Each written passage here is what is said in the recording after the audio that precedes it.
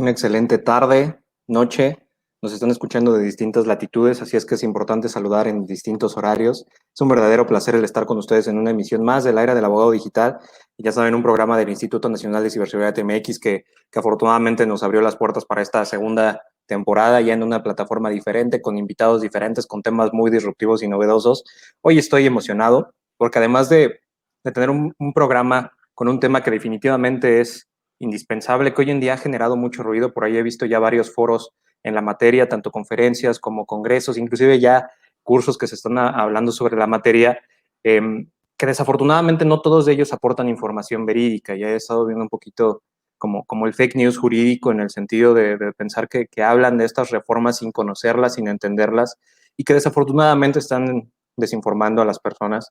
Derivado de ello, pues tuve que darme la tarea de buscar a uno de los grandes expertos en materia de derechos de autor, no solo de México, sino de Latinoamérica. Y no lo digo porque esté al lado mío en la pantalla, no lo digo porque sea un increíble ser humano y no lo digo porque sea mi amiga, lo digo porque es una maestra que vale la pena seguir. Los que la conocemos en el gremio, sobre todo en materia de propiedad intelectual, sabemos que es un referente para poder entender el universo de derechos de autor modernos. Y pues hoy me engalano con la oportunidad de tener a la gran maestra Quetzali de la Concha Pichardo con nosotros, presidente en Sembro, en la era del abogado digital. Muchísimas gracias por aceptar la invitación, mi querida amiga. Muchísimas gracias a ti, querido maestro Jaime Limón. La verdad es que yo esperaba con mucho entusiasmo esta ocasión de platicar contigo, de compartir también con tu público, porque sé que eres un apasionado de la materia, porque sé que una de las cosas que te mueve en tus principios e ideales es compartir el conocimiento. Entonces, pues muchísimas gracias por invitarme y por compartir este espacio. La realidad es que el agradecido, y te voy a ser honesto, soy yo, porque además el ritmo del trabajo, el ritmo de la pandemia no me ha permitido el meterme a estudiar de fondo estas reformas, entonces voy a hacer trampa y literalmente voy a tomar clase ahorita. Lo disfracé de entrevista, no me quedaba de otra, para poder el entender realmente de tu boca y de tu criterio de razonamiento, cómo ves estas nuevas reformas en materia de propiedad intelectual, específicamente hablando del universo de derechos de autor. Entonces, para mí va a ser padrísimo el poder entender un poquito de este panorama sobre cómo es que tú ves estas reformas. Antes de arrancar, si tú me lo permites, por supuesto, quisiera, como lo hago con todos mis invitados, el dar una breve lectura de tu síntesis curricular. Digo breve, por supuesto, porque necesito ya cederte los micrófonos inmediatamente y que la gente comience a escuchar quién es la maestra Quetzali de la Concha. Pues bueno, ella es miembro de la Barra Nacional Colegio de Abogados y de la Asociación Mexicana para la Protección de la Propiedad Intelectual y presidenta del Centro Mexicano de Protección y Fomento de los Derechos de Autor. Es licenciada en Derecho con especialidad en Propiedad Intelectual por la Universidad Nacional Autónoma de México y cursó sus estudios de maestría en Propiedad Intelectual en la Facultad Latinoamericana de Ciencias Sociales, sede Argentina. Ha participado en mesas, seminarios y conferencias de derechos de autor en eventos internacionales como la Feria Internacional del Libro de Guadalajara, Feria del Libro de Buenos Aires, coloquios de la Universidad Nacional Autónoma de México y la Universidad Autónoma Metropolitana sobre acuerdos internacionales y propiedad intelectual. Ha publicado en antologías y revistas académicas especializadas en México y diversos países de América Latina. Es docente en el Diplomado de Propiedad Intelectual de la Universidad USEMPER y profesora invitada en el Instituto de la Propiedad Intelectual y Derecho de la Competencia. Es colaboradora permanente en el Seminario de Propiedad Intelectual del Instituto de Investigaciones Jurídicas de la UNAM. Actualmente dirige el área legal y de derecho de autor en Penguin Random House Grupo Editorial. Y mi querida amiga es muy modesta para señalarlo en su síntesis curricular, pero además es considerada una de las abogadas influyentes del país en la edición de Foro Jurídico. Si mal no recuerdo, creo que es 2019. Es así. Edición de 2019. Además ha sido reconocida como abogado digital. Además es uno de los referentes en materia de combate contra la piratería. El INPI la busca para ayudar en estos temas. Indautor la busca para ayudar en estos temas. Encabeza y es punto de lanza de una de las sociedades de gestión colectiva de mejor renombre, de mejor reputación que tenemos en el país, donde afortunadamente lo cuidan muchísimo a tanto a sus socios como a los autores. Entonces, pues mi entero reconocimiento de esa manera, mi querida maestra. Y pues para arrancar, para ya cederte completamente tanto cámaras como micrófonos, porque la gente quiere escucharte, recordarles que a los cibernautas que nos estén mirando en este momento, pueden dejarle sus comentarios y sus preguntas enteramente en vivo a la maestra y se las podemos hacer saber de manera inmediata a través de estas pantallas. Y su pregunta, si es de estas que nos pueden romper la cabeza, seguramente saldrán en pantalla. Tengo que arrancar con esta pregunta que me parece fundamental para entender hacia dónde vamos en este programa. ¿En qué benefician las reformas a los titulares de derechos de autor o derechos conexos en el terreno digital, mi querida maestra? Bueno, queridísimo Jaime, lo primero, esto que dices que te voy a dar clase, como diría el tío Ben, es un gran poder y una gran responsabilidad. Entonces voy a hacer mi mejor esfuerzo y por supuesto, pues por toda la gente que nos acompaña. ¿En qué nos beneficia? En muchísimas cosas. Hay una frontera muy delgada entre quién es responsable de qué. Si el usuario cuando quiere consumir contenidos o los administradores de sitios o los dueños de sitios que comparten contenidos, por ejemplo. ¿Por qué menciono esto? Porque uno de los temas centrales de las reformas que hemos visto que pues finalmente son resultado de la ratificación del Tratado de Comercio entre México, Estados Unidos y Canadá, es precisamente las características de los prestadores de servicios en línea o ISPs, como se les conoce en la teoría generalmente. Y estas reformas, ¿de qué tratan o hacia qué van dirigidas? Y son muy importantes para los titulares de derechos y para los consumidores. Lo primero es que va a complementar la Ley Federal de Derecho de Autor. ¿En qué sentido? Bueno, pues hace una ampliación de conceptos acerca de la exhibición pública, el acceso público, la puesta a disposición, todo este tipo de actividades que se dan en línea, básicamente, en este mundo digital o en el mundo de la red. ¿Para qué sirve la ampliación de esos conceptos? Bueno, pues precisamente, como tú bien sabes, cuando tenemos lagunas en la ley, entonces esto da pie a interpretaciones que no siempre tienen una motivación de buena fe. Entonces, de lo que se trata es de ir eliminando lagunas para dar mayor certeza y seguridad jurídica a los titulares de derechos y a los titulares de derechos conexos. Vale la pena hacer la acotación porque nuestro público no está obligado a saber de derechos de autor, que los derechos principales son los derechos de los autores o de quienes, por alguna relación de obra por encargo, de obra bajo relación laboral, llegan a tener también desde un principio titularidad de derechos. ¿A qué nos referimos? Una vez que una obra se ha expresado y es susceptible de poder observarse, escucharse o simplemente sentirse, ¿no? Por alguno de los, percibirse por los sentidos de quien la está observando, escuchando. En ese momento es cuando la obra está protegida y se reconoce su vinculación con el autor.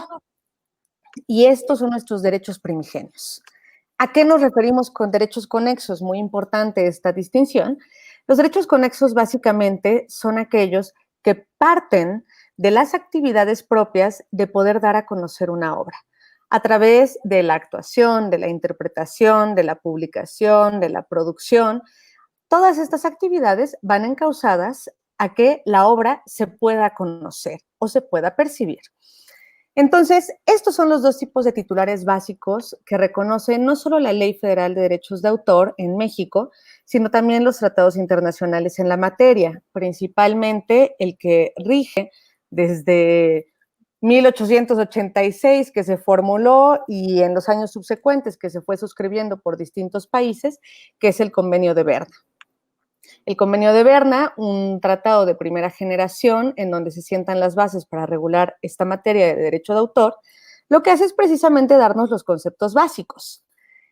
Y relacionado con este tema de las reformas que ahorita estamos viendo en nuestra ley, precisamente pasó algo también en materia internacional, pero hace ya bastantes años, en 1996. El Convenio de Berna, como acabo de mencionar, bueno, pues es concebido y se comienza a suscribir por distintos estados desde 1886. Obviamente fue sufriendo varias reformulaciones, cambios y actualizaciones, principalmente hasta los años 70. Y después de eso viene la revolución de la tecnología digital. Estamos hablando de que el siglo XX es un siglo que comienza con movilidad todavía a caballo y máquina de vapor y termina con el ser humano vendiendo tours al espacio. No solo con el ser humano en la luna, sino con el ser humano ya vendiendo tours al espacio. Entonces, en todo ese desarrollo está la revolución de la información a través de las tecnologías digitales. Y esa revolución nos llevó a muchos fenómenos que son interesantes e importantes para el derecho de autor. Por supuesto, la capacidad, por ejemplo, de reproducción indiscriminada de las obras y también la capacidad de comunicación instantánea que hay de las mismas a través de las distintas redes, principalmente Internet, y por supuesto, gracias a la tecnología digital. Lo mismo, hago paréntesis porque de pronto es como, digo, vale el ejemplo, ¿no? Es como el COVID. Todos hablamos del COVID y no necesariamente todos sabemos en qué consiste, qué es, cuáles son sus características. En la cuestión de derechos de autor pasa lo mismo y cuando mencionamos tecnología digital, todos ponemos cara de, sí, por supuesto, tecnología digital. Pero no necesariamente sabemos de qué se trata o a qué corresponde la tecnología digital. Y a mí me gusta dar conceptos muy básicos y en el caso de lo digital, pues en realidad es cuando de un lenguaje que percibe el ser humano, sea en audio, sea en texto, sea pictórico, lo vamos a transformar a través de una traducción, yo le llamo traducción, otros prefieren llamarlo decodificación, a un lenguaje binario. ¿Para qué nos sirve esto? Pues precisamente porque el lenguaje binario es aquel en el que se comunican las máquinas, básicamente. Entonces, lo que hacemos es, yo tomo una fotografía, mi celular lo transforma a este lenguaje y lo manda como un paquetito de datos al destinatario que yo se lo quiero hacer llegar. El destinatario lo que va a hacer es dar clic en el archivo y su teléfono o su computadora o su tablet lo que hará será nuevamente hacer una traducción para que el destinatario pueda percibir con sus sentidos lo que yo le acabo de mandar. En el ejemplo de la fotografía, a través de la vista. Entonces, a eso me refiero yo con tecnologías digitales. Transformamos los libros, los discos, las fotografías, la fotografía de una pintura, de una escultura, a paquetitos de datos de código binario y esto lo podemos compartir de forma indiscriminada e instantánea a una multiplicidad de usuarios que además ya no están limitados por fronteras geográficas. Simplemente es a través de la red de Internet que en algunos de los casos puede tener como mayores limitaciones la plataforma en la que se encuentre el otro usuario o el estado, si es que hay un estado que está restringiendo las comunicaciones, el estado en el que se encuentre. Pero bueno, esa parte también es excepcional.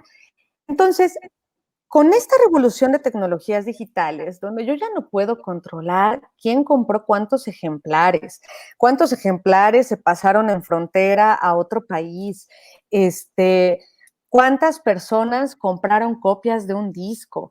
Cuando yo ya no puedo controlar ese tipo de usos o de reproducciones que antes me dejaban decir, bueno, ¿cuánto le corresponde al autor o al titular de derechos? Porque vendió 1,000,000 de copias. Cuando yo ya no puedo hacer eso, o sea que los principios básicos de Berna me quedan cortos, donde me habla de distribución, producción, entonces tenemos que ver cómo nos actualizamos. Y parte de lo que se puso sobre la mesa a través de la OMPI, que es la Organización Mundial de la Propiedad Intelectual, fue precisamente decir, bueno, a ver, Berna, los principios que tiene son principios que siguen siendo absolutamente válidos. Lo que falta son conceptos y también son descripciones de actividades que en algún momento pueden vincularse o pueden afectar derechos de autor. Y de ahí viene el Tratado de Internet, básicamente, que es el que publica la OMPI en 1996, o Tratado OMPI, así también se le conoce. Ahí es donde el derecho internacional está procurando actualizarse y traer a la mesa conceptos como puesta a disposición, ampliación de características de la comunicación pública a través de redes, a través de medios digitales, los conceptos de prestadores de servicios en Internet, el concepto de usuario, que también es sumamente interesante porque hoy en día el usuario puede ser autor, usuario y también infractor al mismo tiempo. O sea, es increíble la manera en la que ha mutado, se ha transformado y ha tenido esta ampliación el concepto del usuario. Y todo esto viene en este tratado. Pero bueno, estamos hablando de 1996, donde apenas México estaba ya entrando en vigor su ley más reciente, Ley Federal de Derechos de Autor, que fue publicada y autorizada en 1994, pero entra en vigor hasta 1996. El 94 fue nuestro regalo de Navidad, 24 de diciembre, y bueno, entra en vigor en el 96, pero ¿a qué está respondiendo esa Ley Federal de Derechos de Autor? En realidad a conceptos básicos desarrollados en los años 80, pero también, como sabemos, y sobre todo los que nos dedicamos al derecho o nuestra herramienta son las leyes, siempre la ley va kilómetros atrás de la realidad. Entonces, las actividades sociales, las actividades humanas de los usuarios en todos los sentidos, no solo los que gozan de las obras, sino los que producen obras, pues va en un desarrollo meteórico, mientras nuestra ley apenas estaba nuevamente diciendo, ok, hay ciertas obras que reconozco, pero esto no es limitativo, es solamente enunciativo. Estamos hablando de una ley que está respondiendo a fenómenos de hace 40 años. ¿Por qué? Pues porque teníamos reformas a una ley de 40 años atrás. Entonces, a lo que quiero llegar es, finalmente, esta ley publicada en 1996, por supuesto que no está respondiendo a lo que se estaba publicando en el Tratado OMPI. Y por supuesto que tampoco tiene la manera de responder a los fenómenos de este nuevo siglo. Entonces, mientras nuestros vecinos del norte están actualizando constantemente su acta digital, pues nosotros estábamos apenas liándonos con reformas como, ¿y los fonogramas generarán o no generarán remuneración? ¿Y cuánto va a durar la protección de los derechos patrimoniales? O sea, de nuestras últimas reformas del 2003, que había sido, hay que hacer una ampliación a 100 años en la protección de derechos patrimoniales, nos estamos ocupando de cosas muy antiguas. ¿Y qué sucede con el TEMEC? ¿Por qué hay una reforma actualmente y por qué es una reforma que pareciera que puede cambiar las cosas para los titulares de derechos? Pues precisamente porque todas estas lagunas que existían debido a un atraso y a una ralentización de reformas en la ley, ¿por qué no decirlo? Porque hay reformas que se venían impulsando desde hace más de una década, pero hasta que no llega la fuerza de un tratado internacional en materia de comercio, no se hicieron efectivas en la ley. Y esto incluye temas de la ampliación de formas de uso, de forma de ejercicio de derechos patrimoniales en Internet y también el reconocimiento de figuras como prestadores de servicios en línea, tema de infracciones y tema de excepciones, muy importante porque se está mencionando poco. También algo que se está incluyendo a partir del 114 Octis es ¿y cuáles son las excepciones en este ambiente de Internet? Y prácticamente lo que se está reconociendo es los principios de excepción que reconoce Berna, que reconoce Tratado OMPI y que reconocen también el ADPIC, que es el que tiene que ver con cuestiones de propiedad intelectual en materia de comercio, que también reconoció el Transpacífico y que ahora reconoce el TEMEC, pues son precisamente el decir, ok, cuando cumplimos con ciertos principios en donde hay que poner derechos, como son el derecho de autor con el derecho a la cultura, el derecho a la información, el derecho a la comunicación. Bueno, en ese momento sí hay que tener herramientas para poder hacer una balanza. ¿Por qué? Porque no se trata de que haya un choque de facultades, de garantías o de derechos. Se trata de que exista un equilibrio. Entonces, algo que también se adiciona en estas reformas, es decir, si tú cumples con la popularmente llamada regla de los 3 pasos de Berna, entonces, aunque sea en el ámbito digital, esto también es aplicable. ¿Cuáles son estos 3 pasos? Debe de ser un caso excepcional, que en el caso de nuestra ley se cumple enlistándolo en la propia ley. Entonces, no es de vamos a ver con precedentes si eso no es excepcional. Es yo tengo 8 excepciones. Si está en alguno de esos supuestos, lo voy a considerar que es un caso excepcional y es una excepción.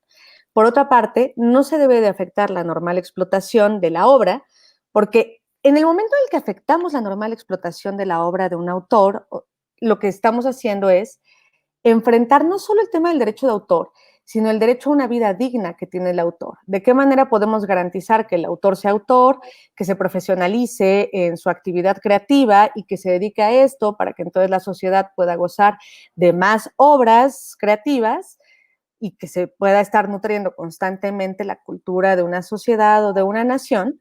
¿Eso cómo lo garantizo? Bueno, pues garantizándole al autor que puede tener acceso a una vida digna a través de la explotación económica de sus obras. Entonces, por eso, este segundo paso nos dice, no debemos afectar la normal explotación de la obra, porque en ese momento ya estaríamos atropellando este derecho a una vida digna que tiene el autor. Y por último, nos dice, y tampoco afectar de forma injustificada los derechos o intereses del autor o titular de derechos. Entonces, por ejemplo, no tiene ningún sentido hacer una digitalización de una obra que tiene autor, que tiene titular de derechos, para incluirlo en una biblioteca abierta digital, si la obra todavía está disponible en el comercio y si la obra todavía es accesible a través de medios de explotación regulares. Entonces, por eso nos da estos 3 pasos y se reconocen en la adición de estos artículos que ahora se han integrado en la Ley Federal de Derechos de Autor como consecuencia del TEMEC. Entonces, finalmente, creo que lo que se está haciendo es darle mayores garantías y certeza tanto a los autores como a los titulares de derechos. Porque también no hay que olvidar, a veces cuando pensamos en titular de derechos, podemos imaginar a la productora internacional de cine o de música, que además no tiene sus cuentas en un banco, sino tiene una bodega como la de Rico MacPato y nadan en dinero. No, perdón, así como uno se la juega, cualquier persona que nos esté escuchando, que haya querido abrir un negocio, sea una estética, una taquería, lo que sea, es una apuesta. Y dices, bueno, los ahorros de toda mi vida, porque siempre quise tener una librería, cafetería. Y puede ser que nos vaya mal. Entonces, pasa lo mismo con quien mete su dinero, su tiempo y su trabajo en llevarle al público una obra creativa. Entonces, los titulares de derechos conexos también tienen una importancia fundamental. A mí me gusta mucho llamarlos, sobre todo porque soy una enamorada de la industria editorial y eso es parte de mi función también en Sempro. Pues es precisamente el decir, oye, el editor no es un impresor, ¿eh? El editor es aquel que hace posible que una obra literaria llegue al público. El editor es ese puente que nos da la posibilidad de que el autor tenga un diálogo con el lector. Y además eso implica muchísimo trabajo. Digo, querido Jaime, tú como autor sabes lo que es trabajar codo a codo con un editor, lo que implica y que no El es pleito, el simplemente, claro, conflicto. el decir, oye, no, es que yo sí quiero decir esto así como está, no, pero podría estar escrito de otra manera, no, la integridad de mi obra dice que lo tenemos que dejar así porque yo como abogado sé lo que quiero expresar y sé lo que quiero comunicar. Entonces, hay de todos, es de hecho, yo diría, es una relación tan profunda, casi íntima y constante la que se necesita con el editor para que una obra pueda llegar al público. Entonces, son igual de importantes para nosotros como sociedad, como usuarios, son igual de importantes los titulares de derechos conexos. Eso también hay que tenerlo muy presente. Elvis Presley no hubiera llegado al público si no hubiese sido porque el dueño del estudio y de la productora le hubiera dado oportunidad de grabar sus primeros sencillos sin cobrarle, por ejemplo. Entonces, eso también hay que tenerlo en cuenta porque no hay que demeritar a los titulares de derechos conexos. Entonces, esta ampliación de conceptos en la Ley Federal de Derechos de Autor se vuelve fundamental. ¿Para qué? Para dar certeza en la era digital, básicamente. Sin duda, me dejas más preguntas y yo creo que un programa de una hora no va a ser nada suficiente para poder entender todas estas reformas. De las cosas que te voy a preguntar y te lo dejo en el tintero, por supuesto, no para generar controversia, la pregunta es legítima. Es, ¿tú considerabas necesario agregar a nuestro derecho positivo mexicano la regla de los 3 pasos del convenio de Berna, cuando de todos modos ya teníamos el convenio de Berna, cuando de todos modos ya teníamos las excepciones del 148 de la Ley Federal de Derechos de Autor? Insisto, esto es pregunta como alumno, no para que me regañes. ¿Tú crees que era necesario agregar la regla de los 3 pasos? Yo creo que en esta cuestión todo suma, porque al final no estamos adicionando, como bien mencionas, algo diferente. solo lo estamos diciendo de otra forma con los principios. Hay una de las conclusiones que a mí me gusta muchísimo de la obra del doctor Eduardo de la Parra, que es acerca de derechos humanos y derechos de autor, en donde dice, para tener un derecho de autor efectivo y que realmente les sirva a los titulares de derechos, hay que pasar del derecho positivo del listado a un derecho de principios. ¿Por qué? Porque estamos hablando de garantías, estamos hablando de las garantías constitucionales que tiene un autor y que tienen los usuarios. Entonces, sí creo, considero que reconocer estos principios y refrendarlos lo que hace es ayudarnos y fortalecer las herramientas. Y al final, tampoco contraviene ni contradice ni es incongruente con las excepciones que ya tenemos reconocidas desde hace años en la Ley Federal de Derecho de Autor. Creo que en este caso suma, lejos de confundir o de estar de más, creo que suma, porque también no solo es una herramienta para el titular de derechos, también se vuelve una herramienta para el juzgador. Claro. Sí, que ya no tiene que interpretar en derecho comparado ni volverse loco a nivel de invocar tratados internacionales. Ya el hecho de tener el 148 y como dices bien, aquí vienen estas 8 hipótesis, no te tienes que volver loco creando el hilo negro de Ariadna en materia de derechos de autor, bajas tus reglas de los 3 pasos y listo. Ahora, con tenerla en la ley vale la pena. ¿Te puedo hacer una pregunta que quizá puede comprometerte? Sí, definitivo. ¿Y te gustó cómo lo están incorporando a la ley? Ay, bueno, creo que se pudo haber trabajado más de cerca con los expertos en la materia. Creo que ahí, a ver, el compromiso del legislador es el velar por un Estado de Derecho en donde se garantice la justicia y se garantice una convivencia armónica de los ciudadanos y de sus derechos. Para que esto se logre, no exigimos que nuestros legisladores sean ni abogados, ni doctores, ni ingenieros, pero van a legislar en esas materias. Y para que esto pueda tener los mejores resultados, sí es muy importante acercarse a los expertos.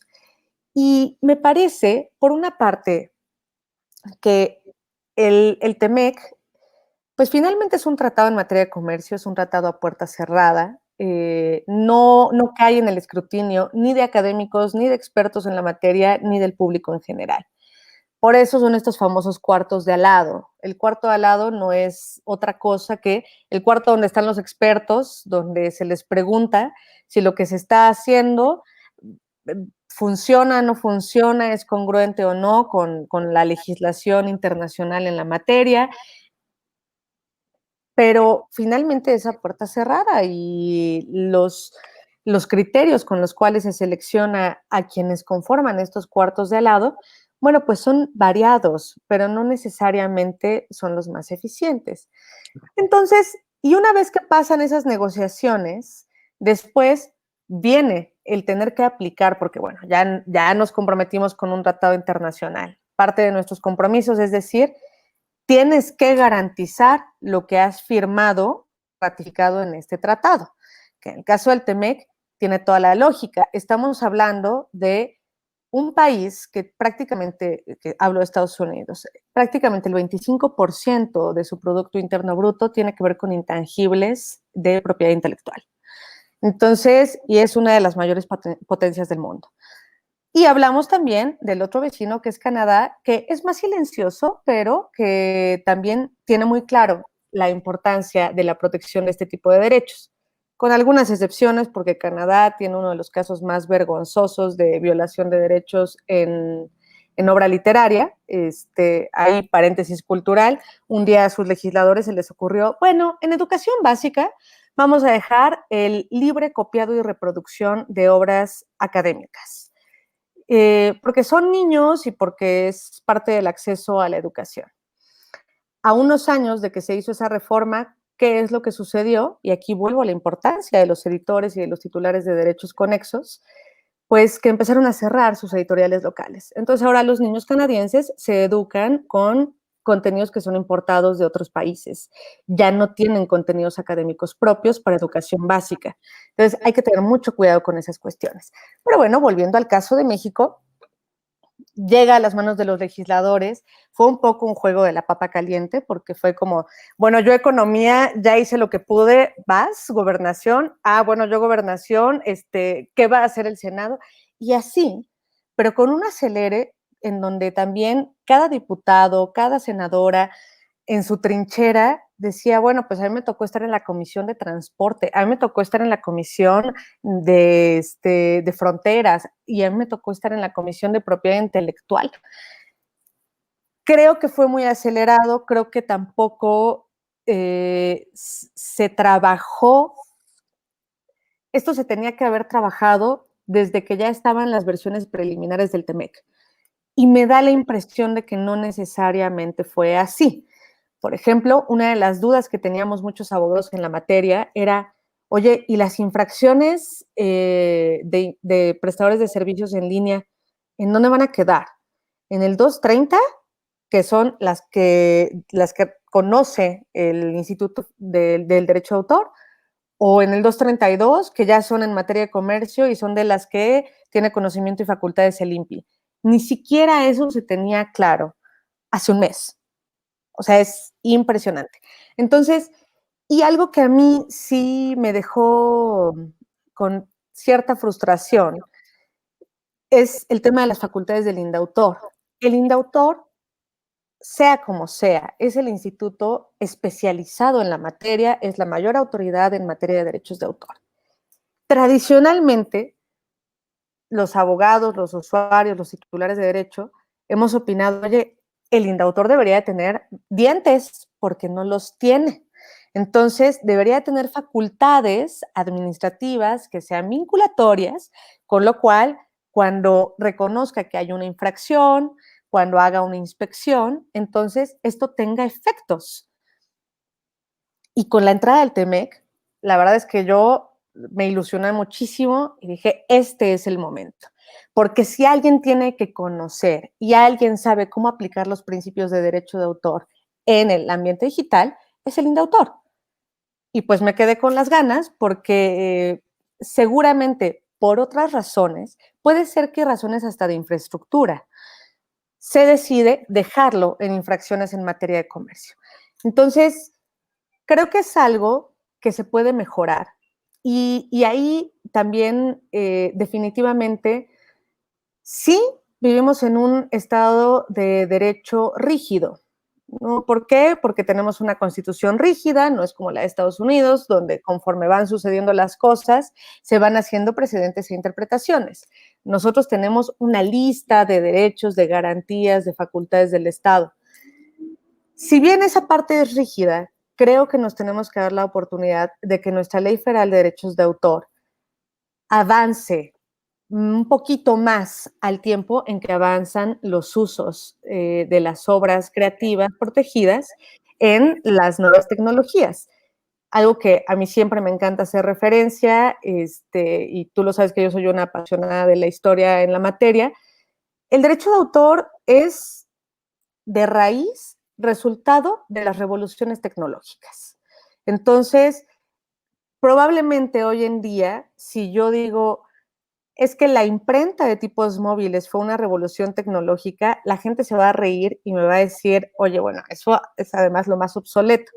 Sí, pero en el siglo XV, cuando se inventó y se industrializó, antes de eso, las copias de los libros eran manuales. Entonces sí que fue una revolución.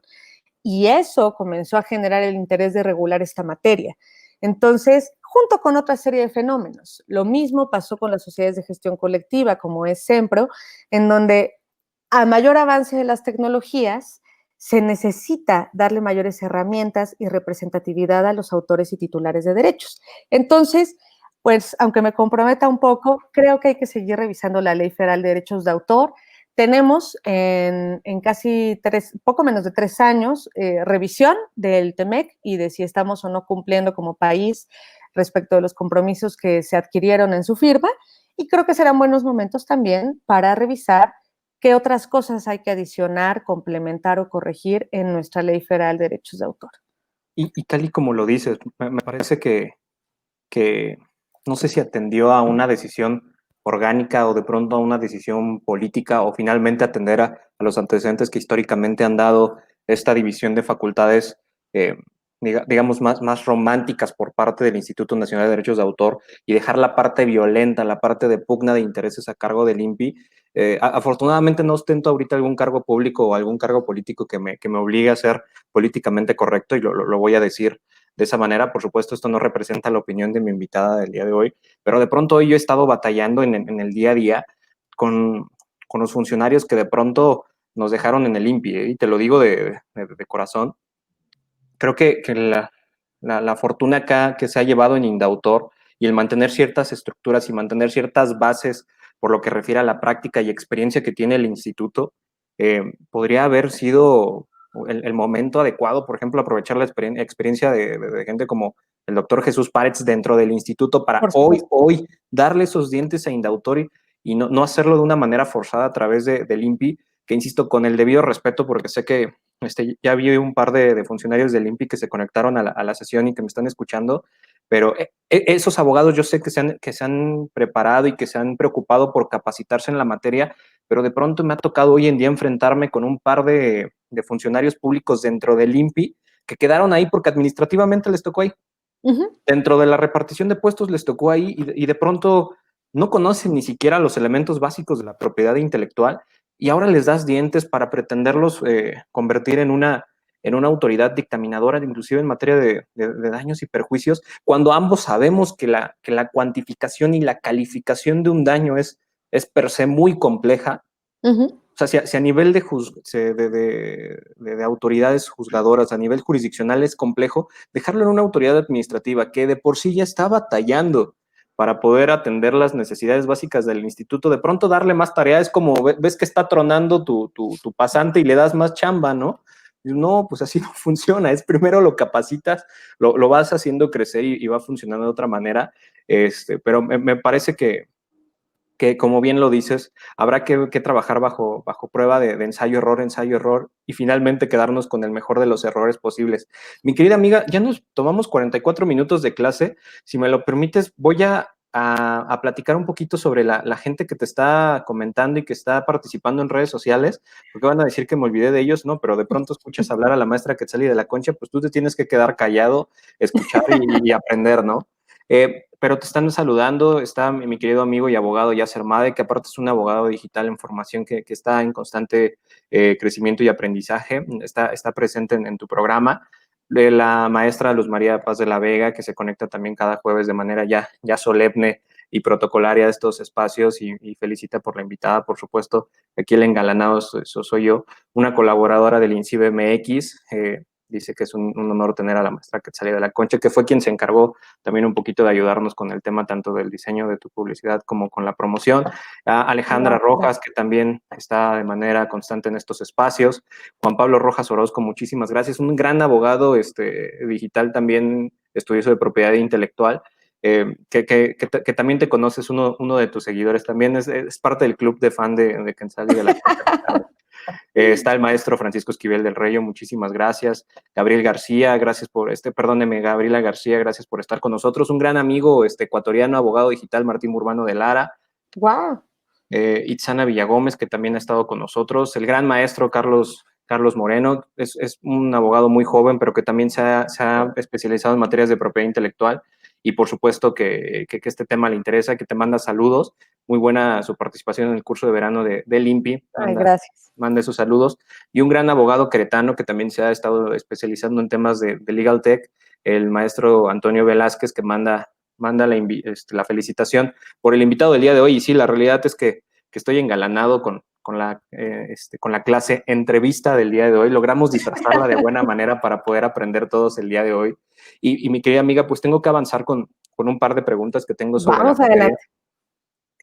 De pronto en estos espacios que han surgido de manera digital sobre expertos que leen una vez las reformas y ya se volvieron expertos en la materia, sacan sus propios webinars, sus propios foros y dices, caray, como que hay mucho trasfondo que debería de existir de por medio. E insisto, mucho improvisado. Sí, Y, y la improvisación no siempre es tan buena, sobre todo cuando te atreves a hacerlo en público y a través de estas Es buena plataformas cuando digitales, cantas en un palomazo, pero no en sí, una pero sin cuestión de cámara de por técnica medio. jurídica. A mí lo que me ha dejado muy inquieto es que están preocupando demasiado al usuario. Hoy en día una de las cosas, y que ya lo anticipabas, ¿no? Hoy en día las plataformas digitales me parece que también son muy bondadosas por lo que refiere a la explotación, divulgación, inclusive la reproducción de las obras digitales. Sí, es como una espada de Damocles, me queda claro, ¿no? De pronto el tener ahora estas plataformas a favor de los derechos de autor también implica que pierdes el control sobre cuántas copias están haciendo, pero también tiene sus puntos positivos, ¿no? De pronto yo pienso en un libro como Técnicas para un golpe de estado de Curcio Malaparte, que de ninguna manera lograrías meter en el aeropuerto de George Washington, pero de pronto ya lo puedes traer en el celular, ¿no? Sí. Si te cachan con el libro de Curcio Malaparte en el aeropuerto de cualquier aeropuerto de Estados Unidos, no te dejan entrar, pero lo puedes traer ya en el celular y hoy en día pues esa oportunidad de estar divulgando cultura y estarla haciendo más accesible al usuario, me parece que trae beneficios. Sin embargo, pues tengo que acotar la pregunta. Con estas reformas que estás viendo y con este gran examen que tú ya tienes en las manos, querida maestra, ¿qué consecuencias hay para los usuarios, tanto positivas como negativas? Yo creo que inicialmente son positivas para todos. Me parece que la parte más negativa es la desinformación. Y vuelvo al ejemplo del COVID. De verdad, uno puede morir de ataque de nervios o te podría dar una embolia solo de leer un día completo las noticias conspiparanoicas acerca del COVID y de la vacuna y del chip y de todas las cosas terribles que te van a pasar. Y creo que esa está siendo la consecuencia más negativa para el usuario, porque de pronto es como cuando tú no formas parte de una religión y llegas a entrevistarte y te dicen, ¿no se ha dado cuenta que usted está re mal? Lo que nos necesita. Oiga, pero yo estoy feliz. No, no, no, no, es que no se ha dado cuenta de lo mal que está y los peligros que está corriendo, así que no se preocupe de su primer diezmo. Entonces, digo, con todo respeto para cualquier religión, hay algunas que han generado Ahora voy a aplicar, esta ahora voy a mala aplicar fama. la opinión de la maestra Quetzalí de la Concha no representa las opiniones del conductor ni del INCIBE. Correcto. Entonces, finalmente, esta desinformación sí está afectando y creo que está afectando hasta emocionalmente al usuario. ¿Por qué? Porque está generando una rencilla o un conflicto que no existe entre titulares de derechos y usuarios. Voy hacia algunos ejemplos. En distintos eventos me han preguntado, ¿y esto de qué manera va a afectar los Creative Commons? De ninguna. Perdón, Creative Commons, tal cual se maneja, es porque un autor está ejerciendo sus facultades de derecho de autor.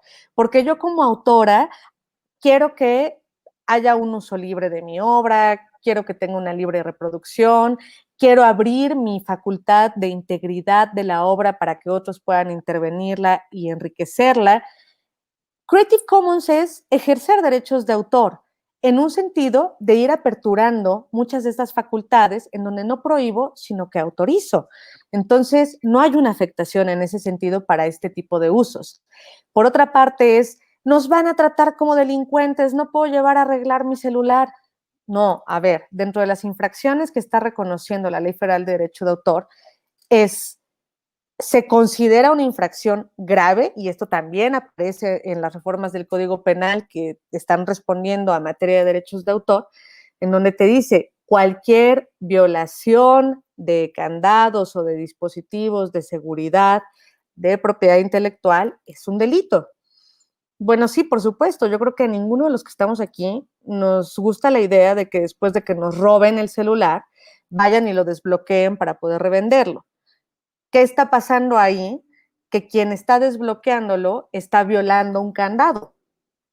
Eso no quiere decir que yo con mi equipo me presente en el tallercito de la esquina y le diga, oiga, ¿me puede reparar este chip que se me fundió? Yo soy la titular, yo soy la dueña del teléfono. Hay una gran diferencia en esto. Entonces, no hay que confundir, porque esa desinformación también es como en el tema del crimen, follow the money. ¿A quién le interesa que estas reformas no operen? ¿A quién le interesa poner como carne de cañón a los usuarios? Pues hay muchos intereses de fondo. En parte del tema de lo de las plataformas, sí son muchas las plataformas interesadas en no tener responsabilidad. ¿Qué sucede? La plataforma es un intermediario y eso también se está adicionando en la Ley Federal de Derecho de Autor. Nos dice que no sea quien inicia la cadena de la información. Entonces, solamente eres una vía digital a través de la cual hablábamos al principio de esta conversación de los paquetitos de datos. Entonces, a través de la cual alguien envía el paquetito de datos para que llegue a otro. Entonces, tú solo eres la vía por la cual esto puede suceder. Sin embargo, es importante que exista una responsabilidad por muchas cuestiones, porque si no, ¿quién más puede estar al pendiente o quién más puede detener una afectación por lo que se comparte en sus vías de comunicación de Internet? Entonces, claro que hay intereses ahí, pero al final para el usuario implica varias cosas muy positivas. Uno, si tenemos un estado de derecho y garantías para los autores y para que tengan un acceso a una vida digna con la remuneración que les corresponde por la explotación y uso de sus obras, ¿eso en qué va a repercutir? En que tendremos más autores profesionales que puedan dedicar su tiempo, su trabajo y su vida a generar más obras. Digo, tú que eres autor, sabes que no es algo que se dé en las macetas. Escribir una obra, interpretar una obra, no es algo que se nos dé a todos. Por eso apreciamos tanto a nuestros músicos, a nuestros autores literarios, pintores, escultores. Los apreciamos tanto porque tienen un talento, tienen una característica singular. Y esa característica se traduce en expresiones creativas que nutren nuestra cultura y que nos dan no solo entretenimiento, yo digo, la música, la literatura, el arte es el alimento del alma. Entonces, si no tenemos a los productores de la materia prima, nos quedamos sin eso. Al reconocer sus derechos, lo que estamos haciendo es incentivar que haya más obra, que haya más cultura, que haya más autores. Y por otra parte, en el momento en el que nosotros comenzamos a regular lo que está sucediendo en las vías digitales y de Internet, otra de las consecuencias es que los usuarios que de mala fe explotan las obras de los autores o titulares de derechos conexos vayan disminuyendo. ¿A qué me refiero? Nada es gratis en esta vida. O sea, el que nos abre el sitio, bueno, yo ahora lo he visto muchísimo en Instagram. Si quieres acceder a esta lista de 200 libros sin ningún costo, dale clic y like a estos 10 sitios. Entonces, ¿para qué sirve eso? Y tú lo sabes muy bien, querido amigo, pues porque necesitas tener más usuarios, más vistas y más tráfico de usuarios en tu sitio. ¿Para qué? Para poder vender publicidad más cara. En el mejor de los casos. En el peor de los casos, te voy a pedir para que entres a mi superbiblioteca libre, que es con fines filantrópicos. Pero por favor, ponme tu nombre completo, tu correo, sexo y edad. ¿Y qué voy a hacer yo con esos datos? ¿Para qué me sirven? Bueno, pues precisamente para hacer tráfico de datos personales. ¿Por qué? Porque no te voy a preguntar si tú estás o no de acuerdo en que yo venda esas bases de datos. Y en el peor de los casos, que es algo que ha estado denunciando constantemente el INPI con este proyecto de En Línea contra la Piratería, pues es precisamente el decir, y a veces, cuando tú estás bajando estos archivos o estás ingresando a este tipo de sitios supuestamente gratuitos, también lo que puede suceder es que tengas una intervención en tu equipo, que te hackeen, que haya también problemas mucho más graves de suplantación de identidad en Internet, que es un problema que nos aqueja todos los días en el mundo digital.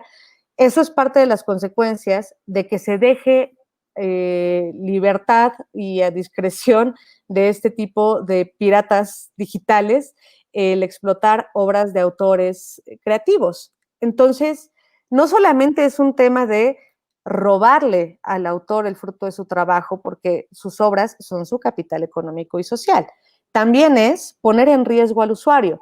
Entonces, el poder regular esta materia, estos usos a estos prestadores de servicios y el regular cuáles son las infracciones, qué consecuencias tienen, el tema de la responsabilidad, si no soy un puerto seguro y garantizo que voy a coadyuvar con la autoridad o que en el momento en el que se me señale que hay una violación de derechos de autor, yo ayude a detener esa violación y esa afectación, para poder ser un puerto seguro, entonces también soy corresponsable. Ahí vale la pena mencionar, porque es uno de los mitos que hay.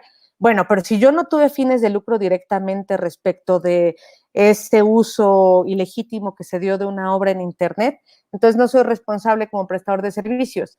Hay que voltear a ver el 11 del reglamento de la Ley Federal de Derechos de Autor y decir, a ver, puede ser un lucro directo o bien puede ser que haya un lucro indirecto porque hay un beneficio o un mayor atractivo gracias al uso de la obra que no se está autorizando. ¿Cuántas clases necesitamos para entender las reformas, querida amiga? No va a bastar un programa sin duda alguna, pero te agradezco que me estás ayudando a desmitificar un par de cosas que sin duda creo que le duele mucho al ciberespacio hoy en día tener tantos pseudoexpertos sobre la materia.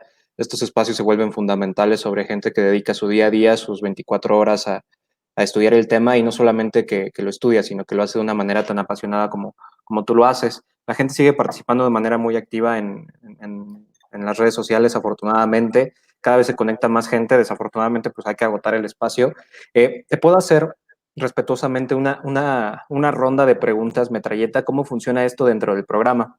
Cuando ya estoy así a punto de correr y han dejado preguntas que creo que vale mucho la pena atender, lanzarte la pregunta y la respuesta más breve que nos puedas regalar para que no se quede sin atención, si tú me permites, y entras en Como este... abogada eso es un reto, pero haré mi mejor ¿Sí? esfuerzo. Va.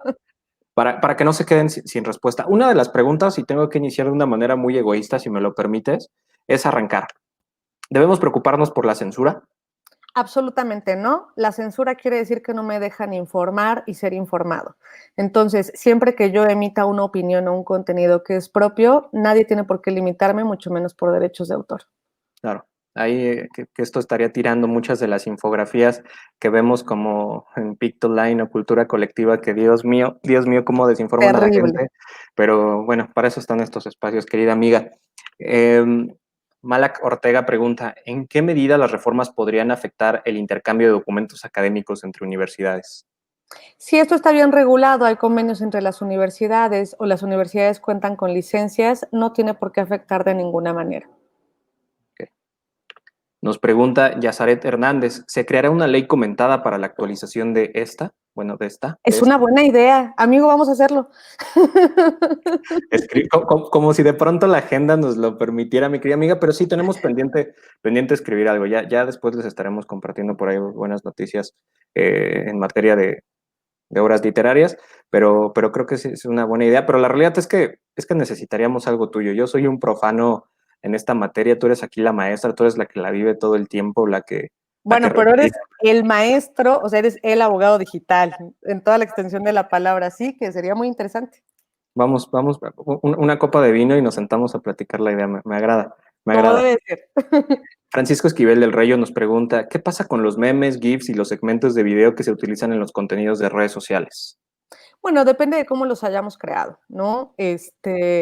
Hace poco una gran amiga me compartía un sticker de su madrastra y me pareció chistosísimo, pero bueno, yo no sé si ella está de acuerdo con la utilización de su imagen. Eso de todas formas siempre ha afectado, no tiene nada que ver con las reformas. Yazaret Hernández nos pregunta de nuevo, ¿cuáles serían las consecuencias o adaptaciones que tendrá la ciencia abierta? Que hay que poner atención en cuáles son las reglas que ponemos. Es como lo que mencionaba de los Creative Commons. Simplemente hay que saber reconocer y definir cómo van a ser los usos que autorizamos de lo que estamos emitiendo como contenido creativo o innovador. Perfecto. De manera adicional, Juan Manuel Zurita nos regala ahí un dedito arriba, un pulgar arriba, muchas gracias. Para mí es importante poner este comentario porque aparte es una de las académicas más reconocidas de la barra nacional de abogados, donde ya hace algunos ayeres tuvimos la oportunidad de dar un par de charlas. La maestra Lorena Becerra Becerril, que nos dice, sí, lamentablemente cualquiera, y peor aún en esta cuarentena de 4 meses, ya emite opiniones sin saber y desinforma pues, mucha gente, ¿no? Hablando de estos falsos expertos en la El materia. ocio es la madre de todos los vicios y Y, de y, pronto en cuarentena, bueno, todo el mundo se volvió opinator. Sí, ¿verdad? Y una bomba no solamente se trata de informar y que estamos en una era de hiperinformación. Habrá que hacer ahí un buen filtro para saber qué tanta de esa información realmente nos está contribuyendo a nivel cultural. Sería interesante hacer alguna publicación para desmitificar, así, en específico. Sin duda. Mi querida amiga, estamos cerrando el programa, pero antes de irme me gustaría ver si nos puedes contar un poquito sobre dónde está Sempro, qué está haciendo, qué va a pasar con la Feria Internacional del Libro, cuáles son los siguientes pasos en Quetzal y de la Concha, asimismo, dónde te podemos buscar si queremos saber mucho más de ti. Bueno, pues en el caso, empiezo como por orden, la Feria Internacional del Libro de Guadalajara, que es el gran orgullo, no solo de México, sino de habla hispana en ferias de libro, es la más importante del mundo en nuestro idioma. Es una feria que además fue reconocida este año con el Premio Princesa de Asturias, con lo cual, pues tomaron la valiente decisión de no cancelarla. ¿Esto qué consecuencias va a tener? Bueno, que muchos de los eventos, también por cuestiones de seguridad y respeto a los protocolos, serán en línea, aunque haya stands y haya algunas conferencias que sí se lleven a cabo de forma presencial. No será una feria igual, pero bueno, al fin tampoco la vida será igual después de este confinamiento y de esta pandemia. ¿Qué pasa con Sempro? Bueno, Sempro se ha comprometido definitivamente con el tema del fenómeno digital, el tema del crecimiento de la lectura en línea también en estos tiempos de pandemia. Para que nos demos una idea, se ha elevado en un 39% la lectura de documentos, de libros en formato digital. Vale la pena hacer el recordatorio. Sempro, que es el Centro Mexicano de Protección y Fomento de Derechos de Autor, está conformado por autores y editores de obra literaria, por eso nos enfocamos en cuestión de libros. Con esto, pues lo que hemos hecho ha sido trabajar muy duro, sobre todo también con el apoyo de la directora Carolina Pérez Costamagna, en hacer promoción de la lectura digital legal, porque hay mucho comercio y plataformas muy interesantes para poder adquirir nuestros libros preferidos. El e-commerce, que nuestros libreros tuvieron que entrarle, bueno, de lleno y de bote pronto a decir, pues no solo a Amazon, sino también todos nuestros libreros tradicionales de México hacen e-commerce actualmente. Esto se ha estado publicando constantemente a través de las redes de Sempro. Y, por supuesto, bueno, pues seguir velando por la recaudación de remuneración para los autores y los editores de obra literaria en formatos digitales. Esto a través de las licencias, que lo que hacen es respaldar el uso, puesta a disposición y reproducción en formato digital. Entonces, Sempro está trabajando a todo vapor, se ha hecho mucha promoción también a través de nuestros autores. De hecho, pues mi querido maestro Jaime también nos aportó y nos apoyó con un video recomendando sus libros preferidos, lo cual te agradezco abierta y enormemente. Entonces, el decir hay que seguir leyendo y en este confinamiento, en lugar de volvernos opinators, hay que volvernos lectores. Lectores que sea en formato digital o porque nos lleven los libros a casa. Entonces, eso es un trabajo que ahorita siempre está haciendo constantemente. También estamos trabajando de forma muy importante en la promoción de los beneficios que tiene la regularización de la remuneración compensatoria por copia privada, que es algo que se encuentra actualmente en análisis de la Cámara de Diputados, y que eso también pues ayudaría básicamente a generar nuevamente un equilibrio de los derechos de remuneración que corresponden a los autores y titulares de derechos conexos por el uso en los distintos dispositivos electrónicos que nos permiten uso o reproducción de obras. No pagaríamos lo mismo que pagamos por un teléfono inteligente, sino nos dejará escuchar música, ver documentos, películas, fotografías, etc. Y bueno, pues a mí me pueden encontrar actualmente en LinkedIn, por supuesto, pero bueno, pues ahora estamos trabajando en la página de internet con ayuda de grandes, grandes amigos.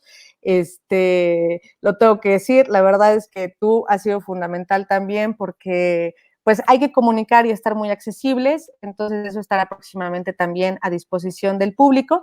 Y con mi nombre, ¿no? quetzali.delaconcha@gmail.com. También me pueden escribir, me pueden compartir sus preguntas, sus dudas, inquietudes. La verdad es que para mí es muy gratificante compartir el conocimiento porque creo que solo de esa manera podemos ser un mejor país y una mejor sociedad. Qué bonita frase, qué bonita frase, qué bonita conclusión, mi querida amiga.